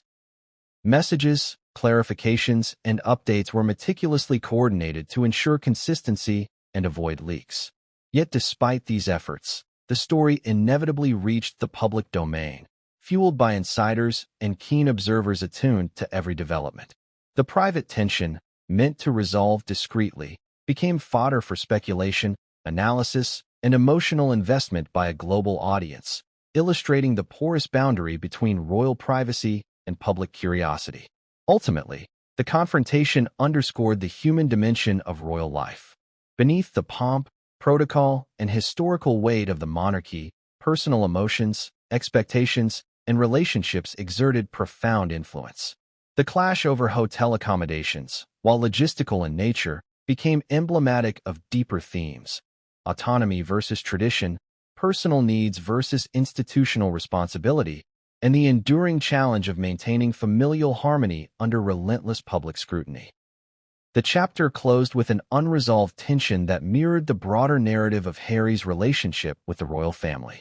While practical solutions were explored, the emotional and symbolic stakes remained high, leaving both sides acutely aware that the outcome would resonate far beyond a hotel room or the schedule of a single event. It was a moment that crystallized the complexities, pressures, and human dimensions of life at the intersection of family, duty, and global attention, setting the stage for the unfolding drama of the Invictus Games. As news of the confrontation between Prince Harry and King Charles began to circulate, the story quickly exploded across media outlets worldwide. What had been a tense, private negotiation over accommodations at the upcoming Invictus Games transformed almost overnight into a full-blown public spectacle, captivating audiences and sparking debate on social media, television, and print journalism. The initial reports, sourced from unnamed palace insiders and journalists with access to royal circles, painted a picture of discord and frustration. Headlines ranged from the measured "Prince Harry requests special accommodations for Invictus Games" to the sensational "Royal rift erupts over luxury hotel demand." Each iteration amplified the emotional stakes, framing the story as more than a simple disagreement. It became a reflection of generational conflict, personal ambition, and the enduring public fascination with the monarchy's private life. Public reaction was immediate and polarized. Some voices expressed sympathy for Harry, emphasizing his security concerns, the pressures of public life, and the need for personal space during high-profile events. Commentators pointed out the unique challenges he faced as a senior royal living under constant scrutiny, noting that adequate accommodations were not merely indulgent, but potentially vital for his well-being. Social media posts echoed these sentiments, with fans defending his right to privacy and appropriate safety measures. Conversely, critics seized upon the story as evidence of entitlement and disconnection. Articles and opinion pieces questioned whether a royal should expect special treatment, even under legitimate security considerations. Some commentators framed the dispute as a microcosm of larger issues: perceived extravagance, familial tension, and a detachment from ordinary public experiences. Memes, tweets, and discussion threads proliferated, ranging from humorous exaggerations to serious ethical debates about duty, privilege, and responsibility. Newsrooms scrambled to provide context, reaching out to palace experts, former staff, and royal correspondents for analysis. Television panels dissected the implications, weighing the potential fallout on family dynamics, public perception, and the reputation of the Invictus Games. Analysts highlighted the intricate balance required of royal figures, balancing personal needs with public expectations, ceremonial obligations with individual autonomy. The coverage emphasized that even seemingly small logistical decisions could carry outsized symbolic weight, influencing both domestic sentiment and international perception. In addition to mainstream media, the story gained traction among niche publications focused on celebrity culture, lifestyle, and international affairs. These outlets explored the narrative from multiple angles: Harry's personal history, the historical precedent for royal accommodations, the interplay between monarchy and media, and the potential ripple effects on the games themselves. Each retelling layered additional details, speculation, and interpretation, creating a complex, evolving media narrative that demanded ongoing attention and analysis. The public conversation also revealed the emotional dimensions of the dispute. Supporters and detractors alike expressed strong feelings about family loyalty, generational differences, and the challenges inherent in navigating high-profile public life. Online forums became arenas for passionate debate, where individuals dissected motivations, predicted outcomes, and weighed ethical considerations. Many viewers questioned what they would do in Harry's position, while others speculated about Charles's perspective, reflecting a universal fascination with interpersonal dynamics magnified by status and visibility. Media coverage was not limited to commentary. Exclusive interviews, investigative pieces, and insider reports surfaced, offering granular details about the private discussions, security protocols, and palace logistics. Some outlets claim knowledge of preliminary compromises, alternative hotel options considered, and internal debates about public messaging. Others focused on the symbolic impact, exploring how the story mirrored historical patterns of familial tension within the monarchy and public perception of privilege and entitlement. Social media amplified the impact exponentially. Hashtags trended, memes circulated, and public figures weighed in with opinions ranging from supportive to critical. The story became a talking point on late-night television, radio programs, podcasts, and online forums, reinforcing its status as a cultural moment. Each platform contributed its own lens, adding layers of interpretation, humor, outrage, and curiosity. The collective conversation reflected both fascination with royal life and broader societal questions about authority, fairness, and personal boundaries. The palace, aware of the mounting media frenzy, faced the delicate task of managing perception without further inflaming tensions. Communications teams worked tirelessly to frame statements carefully, balancing transparency with discretion, while advisors monitored social media and news coverage to gauge public sentiment. The challenge was immense. Any misstep could exacerbate the situation, invite further scrutiny, and risk unintended consequences for both the family and the Invictus Games. Amid the media storm, Harry's personal circle was reportedly concerned about the narrative's effect on him. Friends and aides encouraged caution, emphasizing the importance of measured responses and strategic communication. They reminded him that every public statement, every appearance, and every gesture could be interpreted through multiple lenses, magnifying minor actions into major controversies. Harry himself was said to be acutely aware of these dynamics, navigating the tension between personal conviction and public responsibility with a mix of pragmatism and emotional intensity. By the end of the first wave of coverage, the story had taken on a life of its own. Public curiosity, media speculation, and social media amplification created a feedback loop, ensuring that every development would be dissected, debated, and widely shared. The dispute over hotel accommodations had become emblematic of broader questions about monarchy, privilege, and personal autonomy, illustrating the enduring challenge of living under constant scrutiny while striving to maintain dignity, safety, and personal agency. Inside the palace, the atmosphere was reportedly tense and heavy with unspoken frustrations. Staff members, advisors, and aides moved cautiously, aware that every word and gesture could be interpreted as taking sides or influencing the narrative. The decision to deny Prince Harry's request for a five-star hotel had not been made lightly, and those involved in the discussion understood the potential ramifications. They also knew that the story had already begun to leak into the press, heightening scrutiny and magnifying every detail.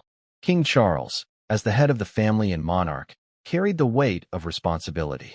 He had to balance Harry's security concerns with precedent, public perception, and the logistical realities of hosting international events like the Invictus Games.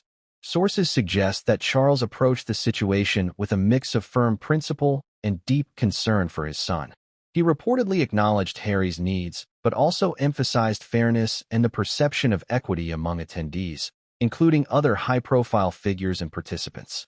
The palace's approach reflected a long-standing ethos. Even when the needs of royalty are considered, optics, public scrutiny, and institutional stability remain paramount. Advisors on both sides were reportedly working around the clock.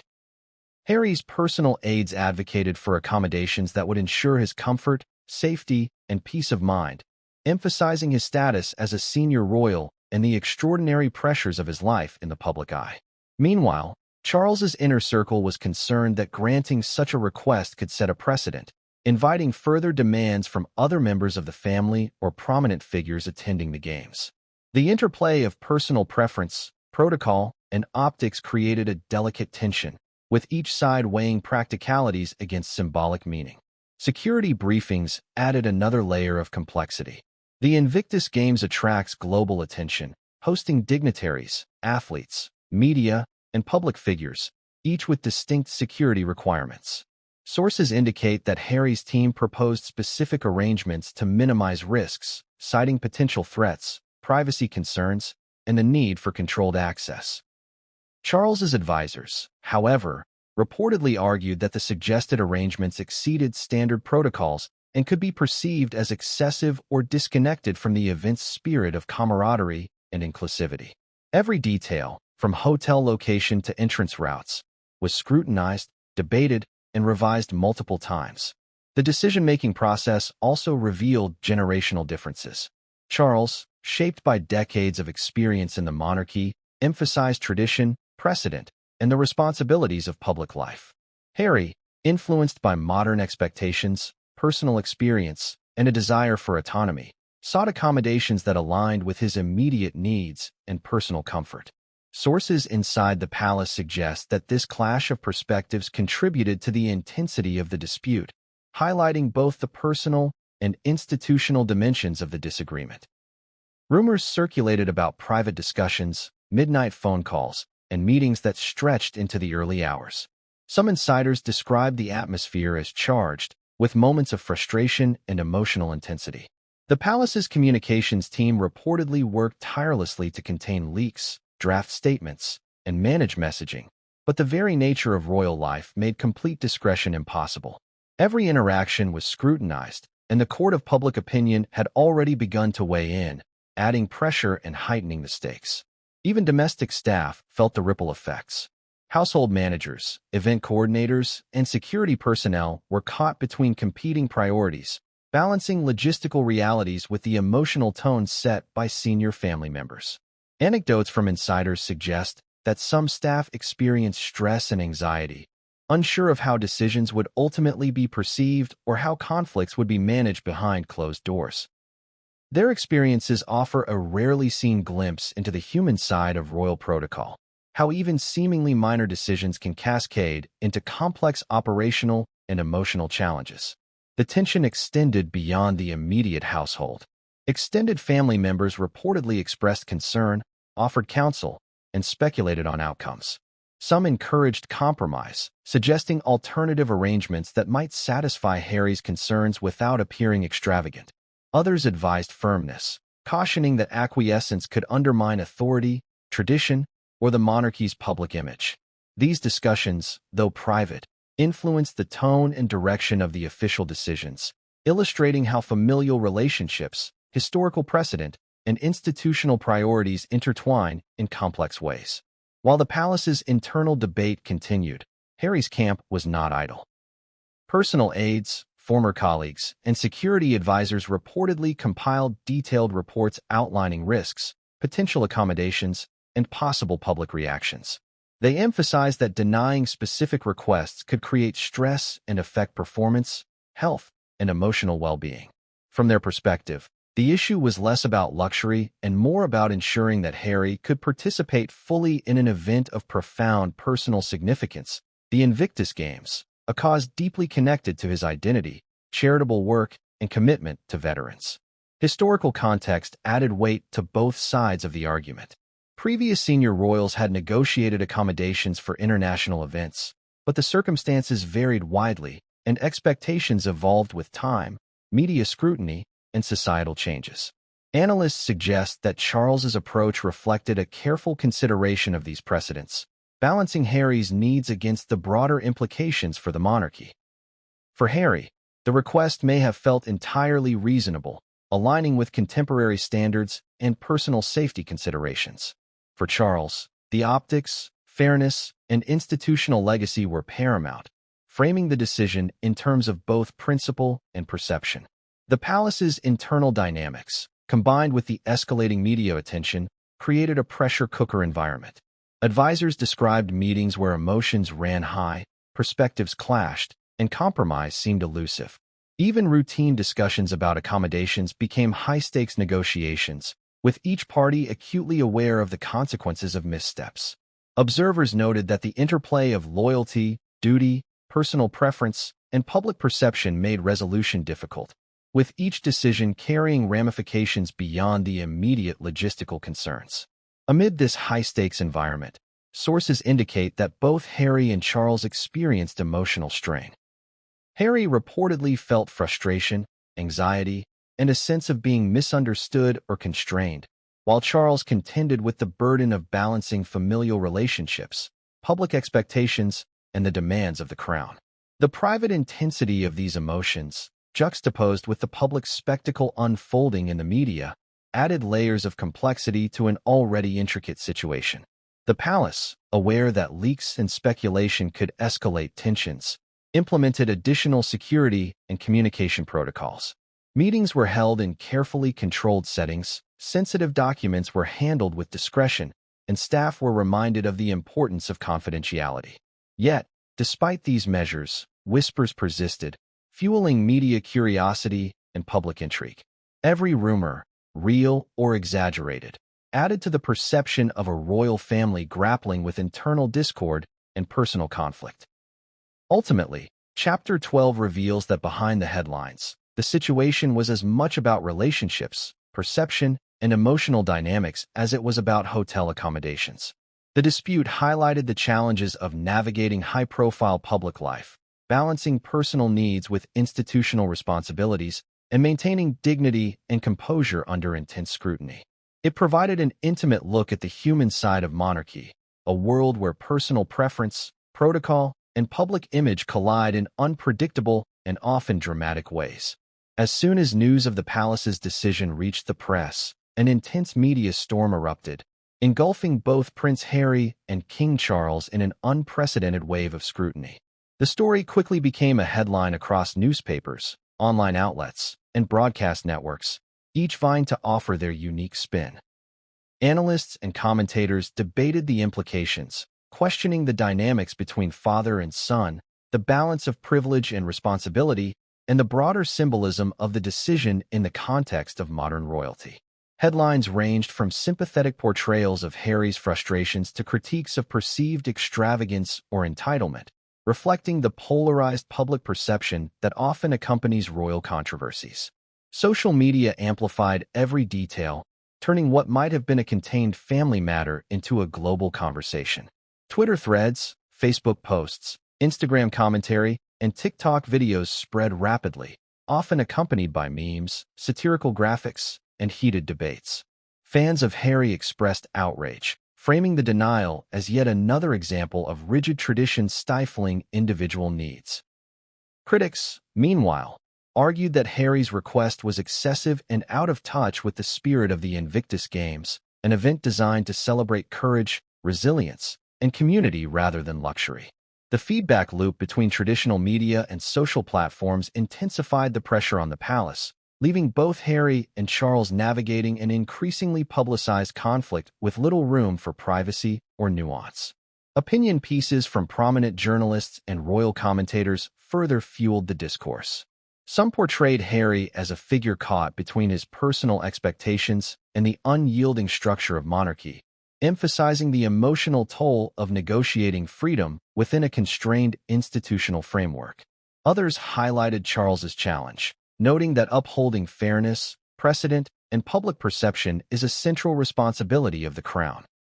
Analysts drew historical parallels, referencing prior disputes within the royal family over privileges, accommodations, and protocol, arguing that such tensions are neither new nor surprising, yet they are magnified by contemporary media scrutiny. Celebrity and influencer commentary added yet another layer to the media frenzy. Well-known figures voiced their opinions, sometimes aligning with Harry's perspective and at other times defending the monarchy's stance. This cascade of reactions, often punctuated by viral soundbites or pointed critiques, contributed to a climate where even small gestures or statements could ignite significant discussion. The involvement of celebrities and social media influencers amplified the story's reach, ensuring that it was not confined to traditional news audiences but resonated across diverse demographics and online communities. Editorial cartoons and satirical shows seized upon the situation, portraying exaggerated versions of the conflict for comedic effect. Some depicted Harry as a demanding figure clashing with a stoic, unwavering Charles, while others framed the exchange as a humorous reflection of generational differences and personal priorities. While these portrayals were often lighthearted, they also reinforced public narratives and contributed to shaping perceptions, blurring the line between commentary, entertainment, and opinion. The combination of humor and critique created an environment in which public sentiment was highly fluid, constantly shaped by new articles, posts, and broadcasts. Social commentary extended into entertainment and lifestyle sectors. Talk shows, podcasts, and celebrity commentators weighed in, using humor, satire, and personal opinion to interpret the situation.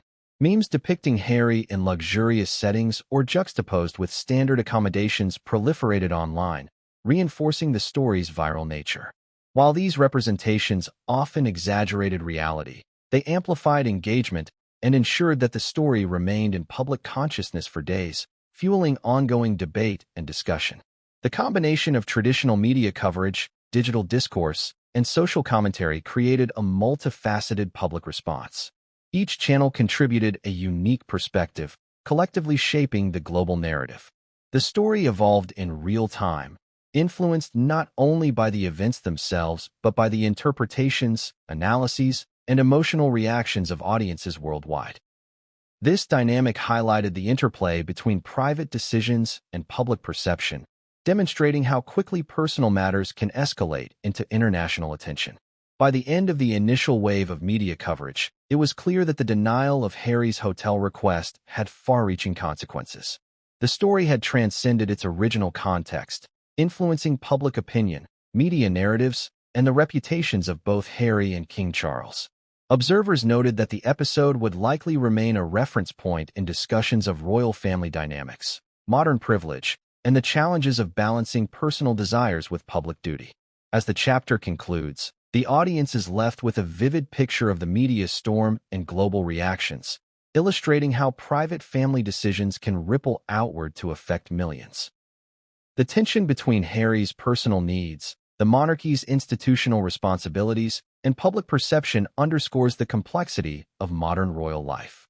This chapter sets the stage for exploring the subsequent personal consequences and emotional fallout, revealing how public scrutiny can deepen private conflicts and shape the future trajectory of key relationships within the royal family. Inside the walls of Buckingham Palace, far from the glare of media cameras and the frenzy of social media speculation, the atmosphere was thick with tension. The denial of Prince Harry's five-star hotel request had sent shockwaves through the palace hierarchy, not merely as a matter of protocol, but as an emotional rupture between father and son. Those who were present in the inner sanctums described a rare and uncomfortable silence following the official decision, a quiet charged with unspoken resentment, frustration, and anticipation of the consequences that were sure to follow. King Charles, while resolute in his decision, was acutely aware of the delicate balance required to maintain both authority and family cohesion. He had spent decades navigating the complex terrain of royal expectations, public scrutiny, and personal relationships. Yet, even with this experience, confronting the emotional volatility of his son presented a unique challenge. Advisors noted that Charles's decision was influenced not only by considerations of fairness and protocol, but also by the broader message it sent about the monarchy's commitment to equality among event participants. He wanted to demonstrate that privilege would not dictate accommodation decisions, especially in a setting designed to honor veterans who had faced extraordinary hardships. Harry, on the other hand, felt a deep sense of personal affront. The denial of what he considered a reasonable request was interpreted not merely as a logistical decision, but as a public diminishment of his status and comfort. Those closest to him described the Duke of Sussex as oscillating between visible frustration and internalized anger. Conversations behind closed doors reportedly involved heated debates with aides and advisors, where Harry questioned the rationale, demanded explanations, and expressed incredulity that his father could not see the merit of his personal considerations. Each interaction added layers of emotional intensity, further straining the fragile threads of familial trust. The tension was not limited to Harry and Charles. Queen Camilla, in her role as consort, navigated the situation with measured discretion. Insiders described her as acting as a stabilizing presence, attempting to mediate discussions without overtly taking sides. She recognized the sensitivity of the issue, understanding that public leaks or visible confrontations could exacerbate media scrutiny. Camilla's approach emphasized subtle diplomacy, urging calm and reminding both parties of the overarching responsibilities they carried as senior figures in the monarchy. Palace staff, from senior advisors to security personnel, found themselves caught in the crossfire. They were tasked with implementing the decision, managing communication, and anticipating the Duke's reactions, all while maintaining discretion. Reports suggest that some staff members experienced stress and uncertainty, balancing loyalty to both father and son against the potential fallout if the situation escalated further. These behind-the-scenes dynamics revealed the intricate web of relationships and responsibilities that underpin the royal household, highlighting how a single decision can ripple outward, affecting everyone involved. The emotional consequences for Harry extended beyond immediate frustration. Advisors noted that repeated experiences of perceived neglect or disregard by palace authorities had accumulated over time, creating a context in which this hotel denial felt like yet another instance of marginalization. Psychological analyses provided by independent experts suggest that such perceived slights, particularly when amplified by public visibility and past grievances, can intensify feelings of resentment, isolation, and defiance. Harry's response, insiders reported, was not merely about the hotel itself, but about a broader pattern of unmet expectations and unresolved tensions within the royal family. Family dynamics added further complexity.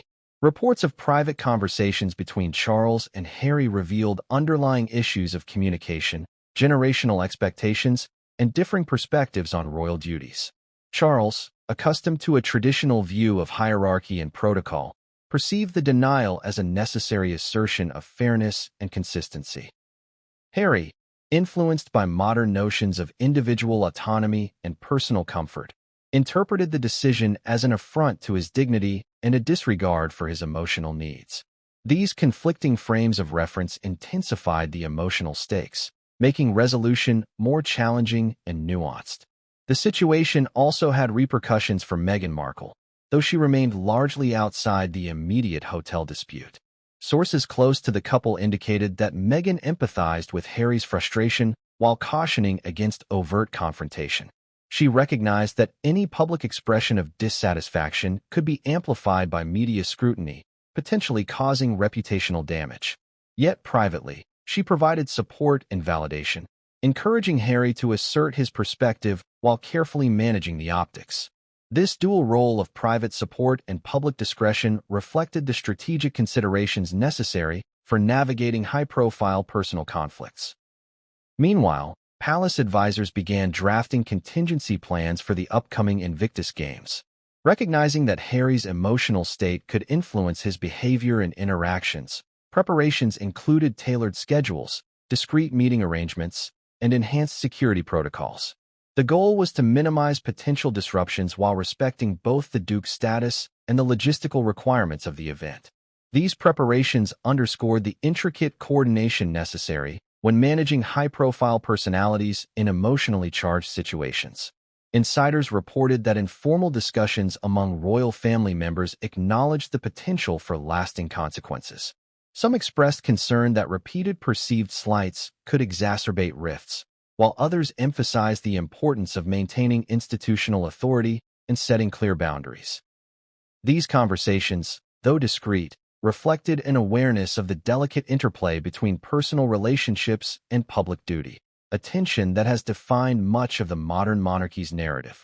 The chapter also revealed moments of vulnerability.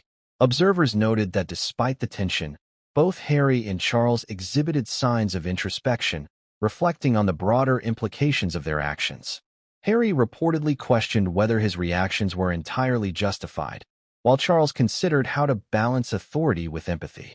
These private moments, often unseen by the public, highlighted the human dimension of the dispute reminding audiences that even figures in positions of immense power and privilege grapple with complex emotions and relational dynamics. By the end of this private Fallout chapter, the story paints a vivid picture of the emotional landscape within the palace. The denial of the hotel request is more than a logistical decision. It is a catalyst for intense familial strain, introspection, and strategic maneuvering. The audience gains insight into the personal stakes, the intricate interpersonal dynamics, and the human vulnerabilities that underpin high-profile disputes.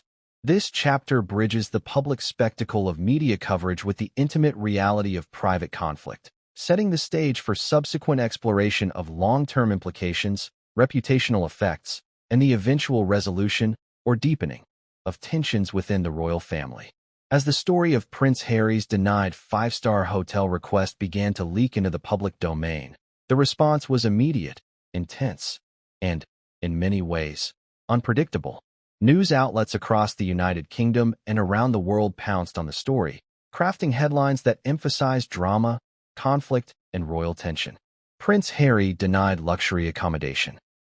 Royal rift deepens, and Duke of Sussex denied five-star hotel for Invictus Games were just a few of the attention-grabbing headlines that circulated within hours of the first reports. Media analysts later noted that the story tapped into long-standing public fascination with the Sussexes, combining elements of privilege, perceived injustice, and familial discord, ingredients that guaranteed high engagement. The public reaction was polarized almost immediately. Social media platforms became battlegrounds where supporters and critics of Harry debated the significance of the hotel denial. Some defended Harry's request, framing it as a reasonable expectation given his status and previous accommodations at major events.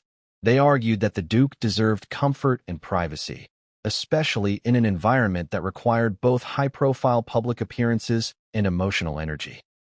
Tweets, posts, and comment threads erupted with expressions of sympathy, personal anecdotes about perceived slights, and broader discussions about royal privileges versus personal dignity.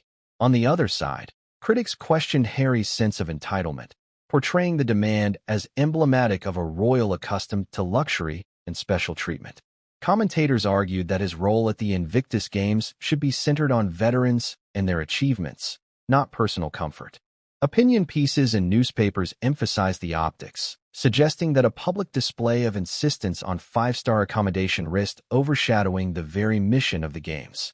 Some satirical media outlets even ran parodies highlighting perceived extravagance, fueling further discussion and drawing attention to the contrast between royal privilege and public service. The interplay between mainstream media and social media amplified the intensity of the coverage. Television broadcasts featured panels of commentators debating the merits and consequences of the denial, often revisiting historical instances where Harry's public behavior had been scrutinized. Analysts provided context, referencing previous disputes with the royal family, international media tours, and public statements that had shaped perceptions of the Duke over time.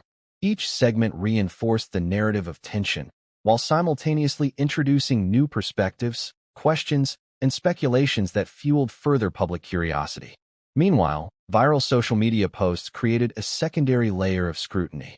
Memes, short-form video clips, and commentary threads proliferated, often blending factual reporting with humorous exaggeration.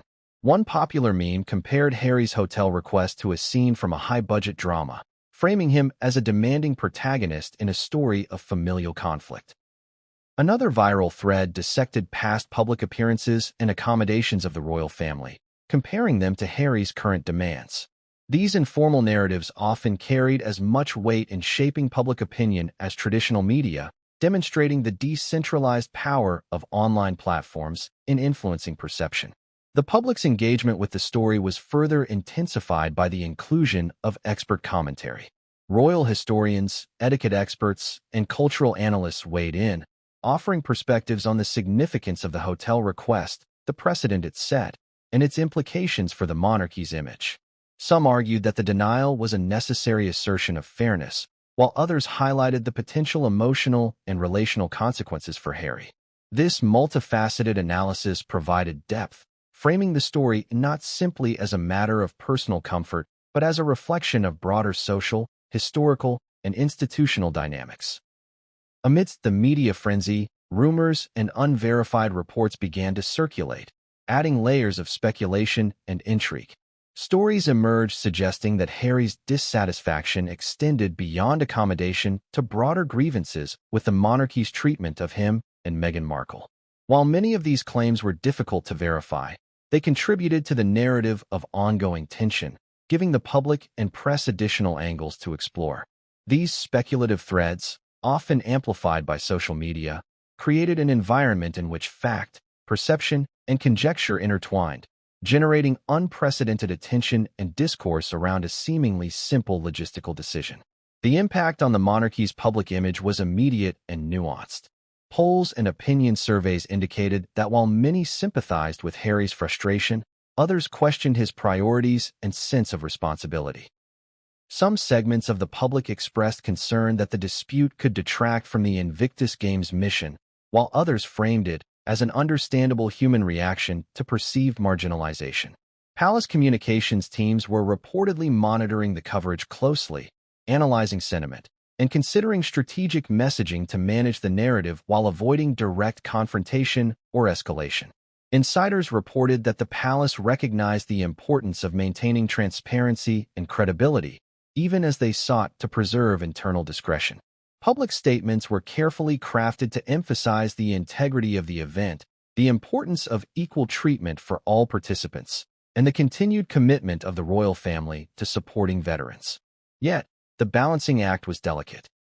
Any statement that appeared defensive or dismissive risked fueling further speculation, while silence could be interpreted as tacit agreement with negative narratives circulating online. As the media storm intensified, Harry's own team faced the challenge of navigating public perception while protecting his personal and professional interests. Communications advisors worked to highlight his role as a supporter of the Games and advocate for veterans, framing the narrative in terms of purpose and service rather than personal preference.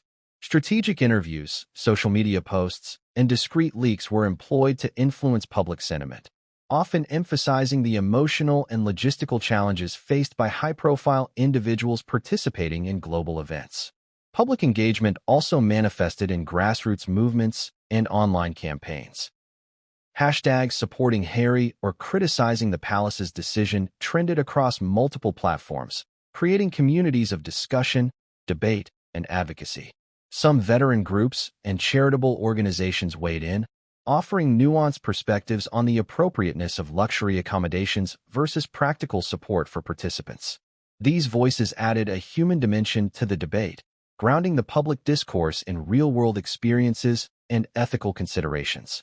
The convergence of mainstream media, social media, expert commentary, and public discourse created a complex ecosystem in which the story evolved rapidly, often unpredictably. Each new report, comment, or post influenced perception, shaping the narrative in ways that were difficult to anticipate or control. For Harry, the intensity of the coverage brought both validation and pressure. Validation from supporters who understood his frustration and pressure from critics, advisors, and the palace hierarchy who emphasized the need for restraint and strategic consideration. By the end of this chapter, the public outcry had transformed what began as a private logistical dispute into a high-profile media phenomenon. The story illustrated the powerful interplay between celebrity, media, and public perception, demonstrating how individual actions, even when rooted in personal preference, can trigger far-reaching consequences in the age of instantaneous communication. For the audience, this chapter provides a comprehensive view of the external pressures surrounding Harry's hotel request, the polarized reactions it elicited, and the intricate web of narrative forces shaping public opinion and royal reputation alike.